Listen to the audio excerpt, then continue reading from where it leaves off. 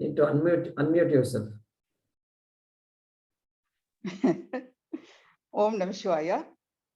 My pranams to my Guru, my pranams to Jai Kumarji, and my pranams to all my classmates. Now, I thought I will share with you three major learnings that happened from chapter 5 and chapter 6 of Bhagavad Gita. The first one is I could go out of my comfort zone. When Chinmaya Gita chanting competition for chapter 5 was announced, so my teacher came and told me, ma'am, we are having this. The first thought that came to my mind was that I should participate in this competition. And I am not a person, who ventures into a project which is out of my comfort zone.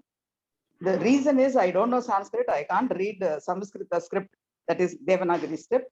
So how am I going to participate, and that too with people having sound Sanskrit knowledge? So I was introspecting and trying to find out, why am I jumping into this? So two things came to my mind. Adi Shankaracharya's Bhagavad Gita, Kinchita Gita. So this will help me to learn a few shlokas, number one. Then 4 Gagaras, that is Gayatri, Ganga, Govinda, and Gita. So these two came to my mind. So my sole purpose of taking this competition is to learn chapter 5. That's all. Nothing more, nothing less. But I will put a lot of effort. So I bought the cassette, the learning cassette. So every day I used to listen. And then finally the D-Day came and they asked me questions. Pretty tough, from the middle, from the back, and somehow I managed. So they said, you can come for the finals. So there was a big boost for me. But more than that, I didn't feel very happy about it or anything like that. I was very happy that I could learn 5th chapter completely.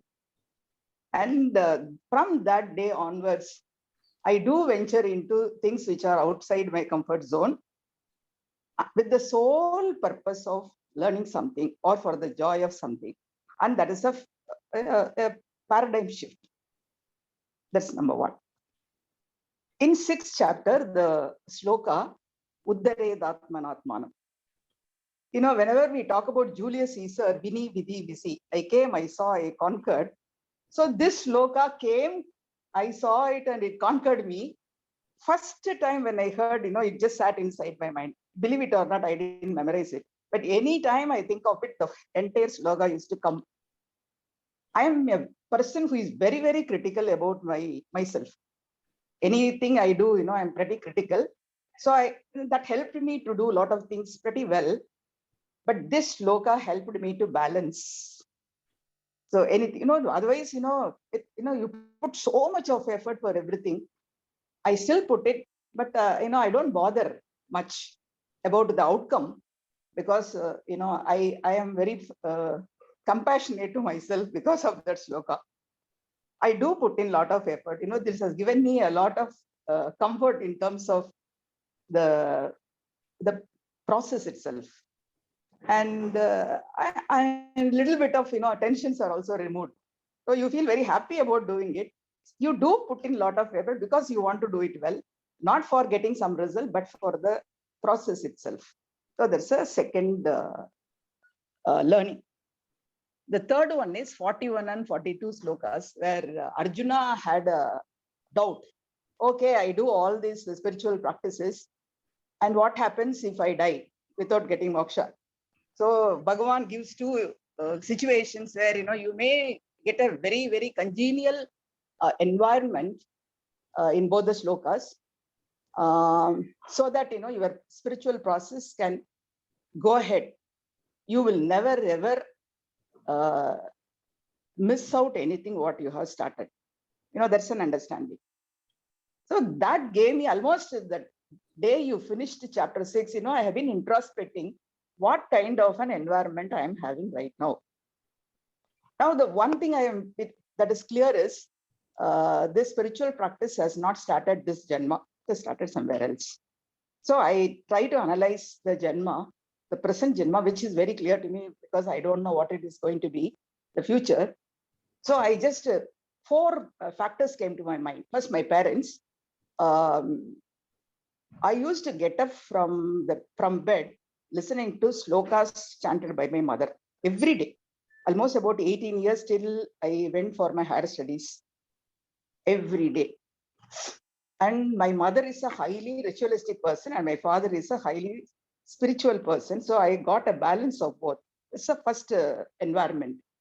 The second environment is Kumbakonam, where as a small girl, I used to go for discourses by Anantarama Dikshitar, Narayana Dikshitar, Shivananda Vijayalakshmi, Pulavar Kiran, Kripananda Warrior, Haridas Giri Swamigal, and all the Swamis of all the orders used to come here, Vaishnava Sampradaya, Sankaracharya, Mahapariva, so many people. So I had the blessing of going and meeting and listening to them, though I might not have understood everything. The seed was sown, and that is the greatest advantage, and that is why I'm here, Jai Kumarji. Maybe because of that. That's the second environment. The third one, I thought about my family, very contented, very, very grounded. And that I have acquired from my parents. And one very interesting that happened was somewhere when I was around 30, I had two major disasters. I call it a disaster because it was really disaster. And very short span of time. So I was with my parents. So they gave me time to, come to terms with reality. And after 10 days, my mother, after lunch, casually she was coming and telling me, you can't blame anybody for what is happening to you. As 8th standard passed lady, she said in Tamil, "Idu nee vaangindu vanda varam. This is what you have got it as your varam." Okay, that everything is lost. No. Now what you do? Catch hold of the feet of Devi and surrender and start chanting Lalita Sahasranam. And probably she will guide you for a better life ahead. And she was 100% sure, and I am 100% sure that this will happen. And to tell you honestly, it has happened, Jai Kumarji. So she was, and my Ishta Devata is Ganesha. He used to be an integral part of me, though I used to chant Lalita Sahasranam regularly. At Vinayaka, I used to fight with him. I used to complain, all my frustrations, I pour out to him. And he used to be somehow with me. And till today, he is my integral part. So when Krishna says, you will be, and from there, I joined Amrita. That's the greatest blessing. Then met Amma and she became my guru. I got my guru. Then I got Mantra Diksha from her. Until today, it is my guru's guidance. It is taking me forward. Now, what better environment do you need? Now, what is the use? I'm grateful to what I have got. I'm confident that I can face my future because God is going to be always giving me the right kind of environment. And now, if I look back, I have a smile when I remember those disasters. They are no longer disasters. They are beautiful experiences for me to move forward in this journey. So that's why probably, I could go to Uttarakashi for where I first time heard chapter 6 through Amaji and on the banks of river Ganga. That was a great experience. And immediately afterwards, I wanted to buy those 9 books of home study Bhagavad Gita by Swami Dayananda Saraswati. And you want it, and suddenly somebody, one of your brahmacharis calls me, "Ma'am, I am here in Anakati Ashram. You are interested in buying the book, no? So shall I buy that?" It came to me. And the book came in the evening by 4 o'clock, the books were there. And from there I started. And then your announcement that you are going to start Bhagavad Gita class happens. And I join, and this journey is going on, and I'm fairly regular because I don't want to miss this. So the take back message is, you are given a very beautiful life this Janma. Are you going to use it? And the question to me, have I used my environment fairly well? Yes. And are you going to use the rest of your life properly? Yes, I am going to use it. And what will happen to the next Janma, I have no problem. God will take care of it. So this is the learning. And I look forward to the other chapters to give me a little more pulse of wisdom. And thank you, Jayakumarji, for all that wonderful sessions. We are all blessed. Dhanya Nanen. Very nice. Very nice. Thanks for sharing your experience. And yeah, and the Uddare Atmanam Avasade. Na Atmanam Avasade. See, Uddare Atmanam I can understand. You have to eat your own food. Nobody can just keep on putting the food in your mouth. It is minimum you have to do that. Food at least I'd prepare, but you have to take. But then Natmanam Avasadi. We have the habit of the self-critical, being self-critical. No, I'm no good, or no, I messed up, or no this, no that. That can become spiral us down, basically.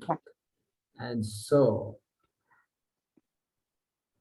and people who are committed to dharma also sometimes end up thinking like that, because on the commitment to dharma, and then somehow I have to do it, and sometimes that trap will be there.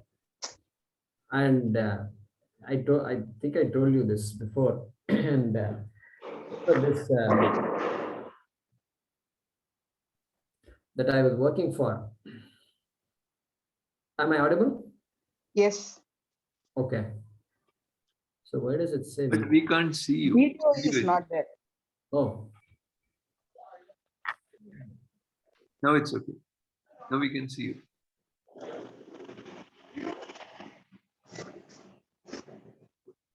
Okay. So am I audible now? Okay. Yes.